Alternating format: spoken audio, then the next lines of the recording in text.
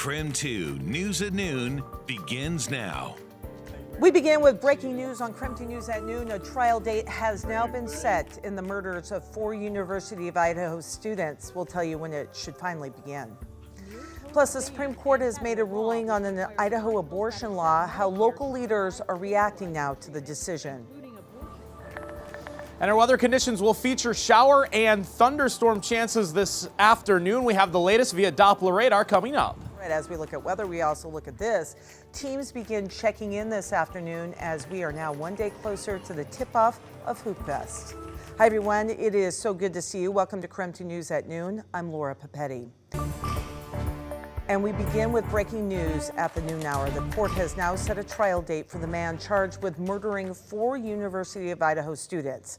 Just a few hours ago, into the KREM 2 newsroom, the judge announcing the trial for Brian Coburger will begin in June of 2025. Of course, that is now 1 year from now. The date was chosen in part because students will be out of school at the time. The judge said he expects the trial will take about 3 months to complete. And if the trial starts in June of 2025, it will be 2.5 years after Kaylee Gonsalves, Madison Mogan, Xana Kernodle, and Ethan Chapman were killed in an off-campus apartment. The defense, however, still wants to move the trial out of Latah County, and there is a hearing to talk about a potential change of venue scheduled for August 29th. And this story is developing here at the noon hour. The Supreme Court has ruled that Idaho must allow emergency abortions when a pregnant patient's health is indeed at serious risk. In a 6-3 decision, the Supreme Court reinstated a lower court's ruling. Now, this is the first time that the justices have considered state restrictions on abortion since overturning the federal right to abortion 2 years ago. Since then, Idaho passed several laws that ban abortion at all stages of pregnancy, with very limited exceptions. So while the justices ruled to allow emergency abortion access, they did not address the main issue of the case. Natalie Brand reports on the decision and what's next. The Supreme Court has ruled Idaho ER doctors can perform abortions when needed in medical emergencies. The case focused on a clash between Idaho's near-total ban and federal law, which requires hospitals that accept Medicare to provide stabilizing treatment, including abortion care, to a mother whose health is at serious risk.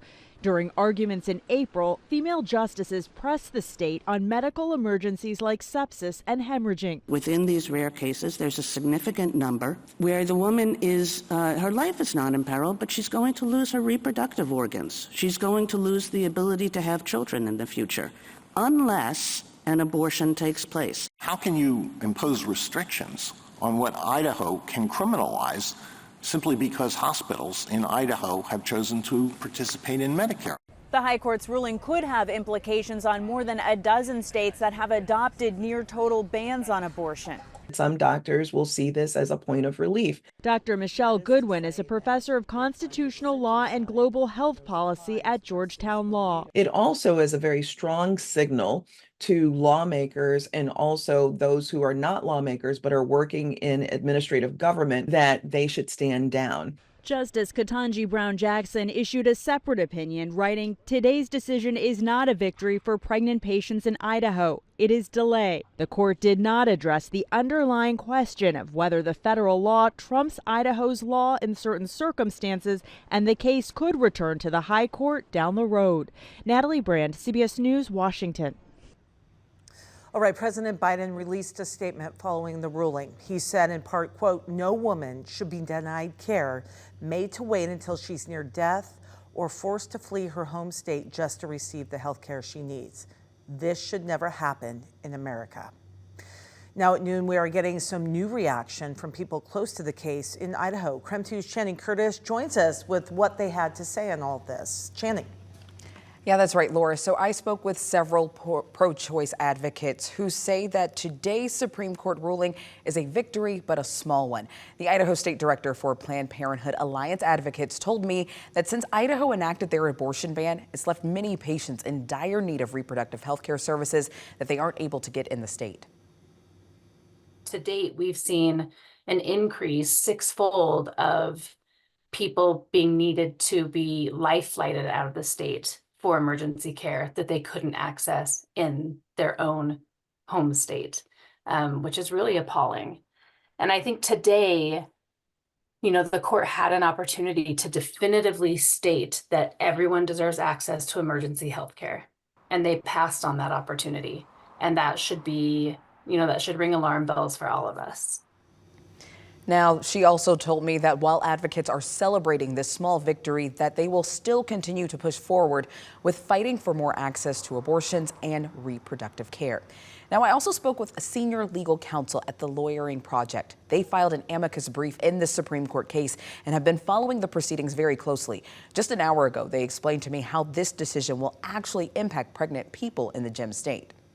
The Supreme Court's case didn't really decide anything substantively. It just said this case is going back up to the district court. We shouldn't have taken it up. We did that prematurely, and they're going to let the lower courts figure out, decide the merits, and then it'll likely come back to them later.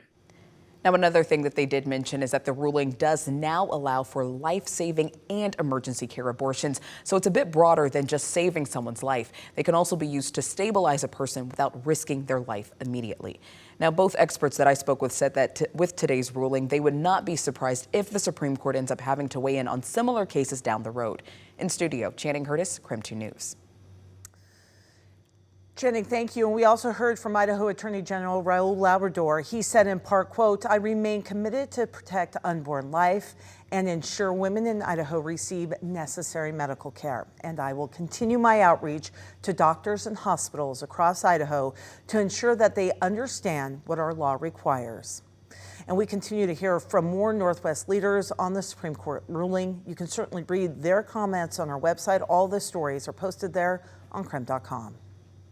All right, 7 minutes past noon right now. We're going to turn our attention briefly as we are into a somewhat soggy, rainy day. We're going to look at weather. It's looking a little gloomy out there.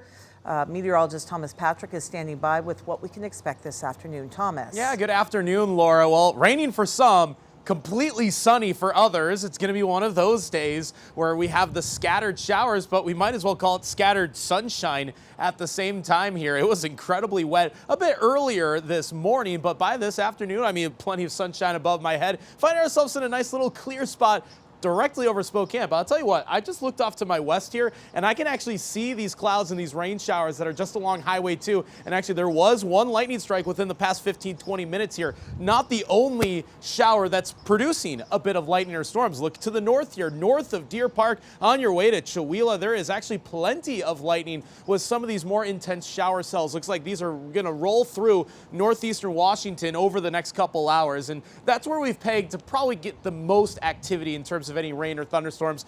Northeastern Washington and eventually into far north Idaho areas like Sandpoint, Bonners Ferry. You probably get the best chance for storms, more rain over 4th of July Pass and eastward. In fact, it just stopped raining over Coeur d'Alene. So again, scattered showers, maybe some scattered sunshine to go with it. Temperatures are going to react to the sunshine, by the way. We are up 8 degrees in just the last hour because we went from a light shower to now sunshine here in Spokane. So quite simply just tracking showers and thunderstorms for the rest of the day. But coming up, I'm going to detail what the Hoop Fest forecast looks like for us. Those details are in just a couple minutes. All right, my friend, thank you. And today the community will be able to ask the 4 finalists for Spokane Police Chief questions in a public forum. These are the 4 candidates vying for the job.